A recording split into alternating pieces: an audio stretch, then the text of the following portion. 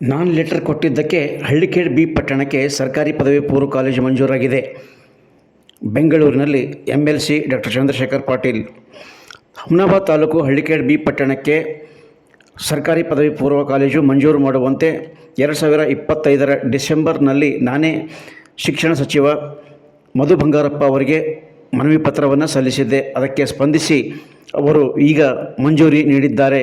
ಆದ್ದರಿಂದ ಸರ್ಕಾರಿ ಪದವಿ ಪೂರ್ವ ಕಾಲೇಜು ಹಳ್ಳಿಕೇಡ್ ಬಿ ಪಟ್ಟಣಕ್ಕೆ ಮಂಜೂರಾಗೋದಕ್ಕೆ ನನ್ನ ಲೆಟರೇ ಕಾರಣ ಅಂತ MLC ಡಾಕ್ಟರ್ ಚಂದ್ರಶೇಖರ್ ಪಾಟೀಲ್ ಅವರು ತಿಳಿಸಿದ್ದಾರೆ.